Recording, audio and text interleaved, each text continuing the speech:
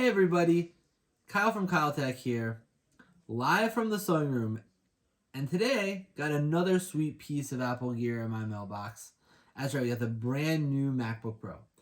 Now, as you may remember last week, Apple had an event where they finally gave everyone who's waiting for another 16-inch MacBook Pro what they're waiting for. And now we have it. So let's get into it. And while we open the box and see what's inside, give a little quick recap. So Apple announced two different processors, the M1 Pro and the M1 Max.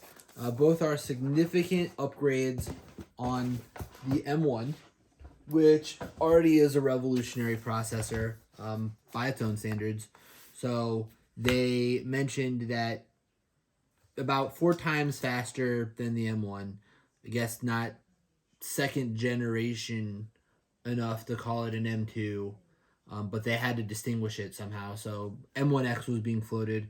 We got Pro and we got Max. Big difference, more memory. So we have the 32 gigabyte memory configuration here. Can go up to 64 gigabytes. Other big change real quickly is that now these new machines can display externally to multiple monitors. If you got an M1 MacBook Pro or Mac Mini last year, can only display one monitor. Some people who want to use it at work or at home, gaming, video editing. I know probably going to get trashed on here for saying gaming on a Mac, right? But for whatever purpose, if you want more than one monitor, now you got it, which is great. Something I was waiting for as well. Also, brand new hardware design. Let's get into that before we turn it on. So, try not to make a huge mess. Ta-da! Brand new MacBook Pro. So as you can see already, the edges, hold this up a little bit, are really, really flat, right?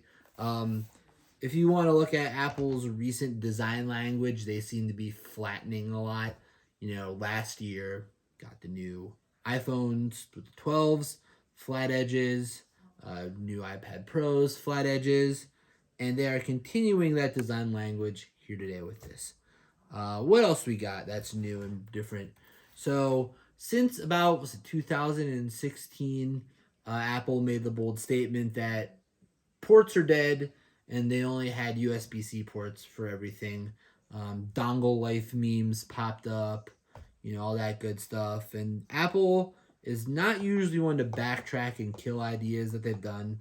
But I guess they decided, nah, let's not do that anymore. So let's look at our side. So we still have our USB-C / Thunderbolt ports here, which transfers. So I have 2 on one side. We got another on this side here for high-speed data transfer. They do also supposedly act as you can charge through it. Peripherals, dongles, you know, again, data transfer, good stuff. Return to the headphone jack, which is interesting considering on pretty much every other Apple product you don't have one anymore. Throwback, got a HDMI port, have an SD card reader here. So we're getting into like older MacBook Pro territory now.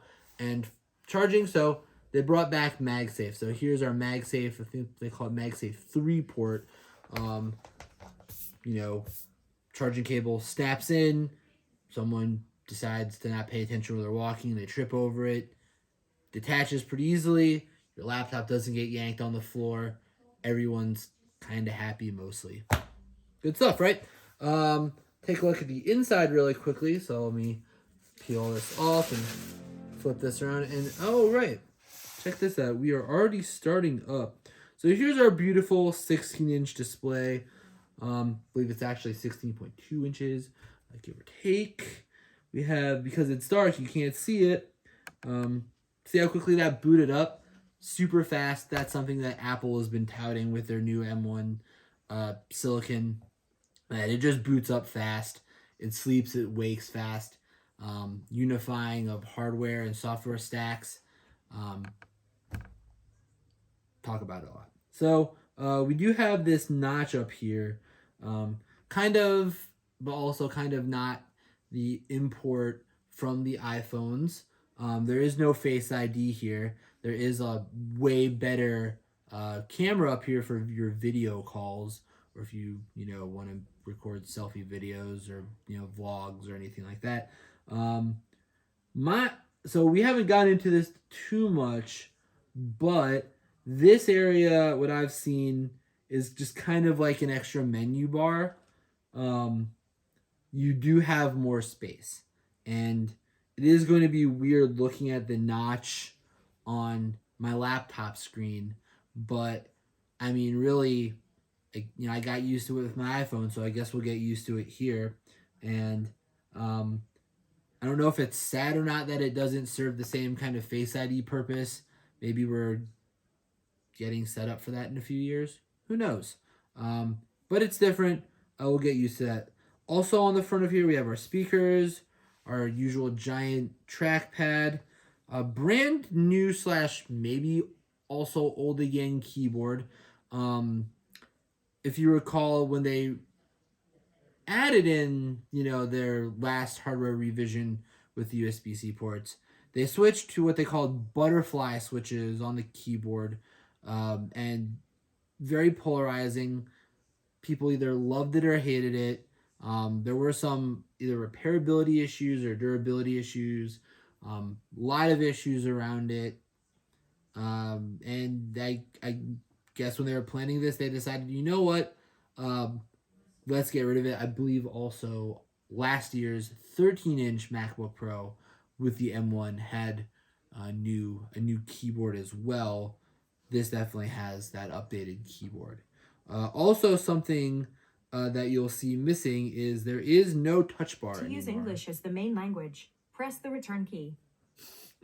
I guess it got very excited. Sorry about that, but no touch bar. Again, that was less polarizing. Either loved it or you hated it. I got used to it as more apps supported it, and now I'm gonna kind of miss it. Honestly, Apple's rationale is that pro users like the tactile feedback of these function keys. We are going to be losing certain quickly accessible information or ease of use, like Microsoft Word. You could easily do certain formatting things like bold, underline, center. So we're going to be missing that. I have to get used to not seeing that anymore. Also, Touch ID has been on MacBook Pros for a while, and that's still here. It was living by the touch bar, and now we have our dedicated key right here. Also, so we'll close it. We're gonna wake it, and Apple says, and Apple has been saying for at least last year when they started this, there's no lag here. You open it up, it's ready to go for you, and it was, even though we haven't set it up yet. This I do believe this ships with Mac OS Monterey, which was released yesterday, which will give new Mac OS features. So I'm excited to dig into this. I'm excited to see how this goes. This will be the first non-Intel or AMD computer, iPhones and tablets and other smartphones excluded because technically computers. But when we traditionally think of what a computer is, we think of this our desktops, right? So first computer without an Intel or an AMD processor that I've been using on a regular basis as a daily driver. So it'll be interesting to get into that experience. Apple has said that many developers and apps are becoming native to this M1 silicon, so you won't run into issues when you want to use your most used apps like Microsoft Office, Adobe suite of products, popular third-party apps, Pixelmator, DaVinci, games are coming. So we'll see. And for those apps that are not yet native, again, to this Apple silicon, Apple has this software layer called Rosetta, which is supposed to allow you to run any app anyways. It might just be slower. It's kind of like it feels like it's a digital wrapper, or some kind of emulation.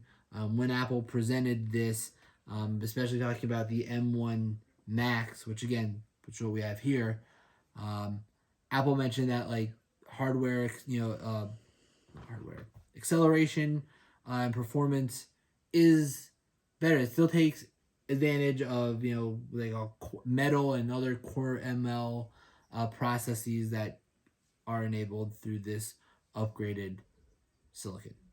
So interested to see how it goes. So that's been it for this one. This has been Kyle from KyleTech. Catch you in the next one. Peace.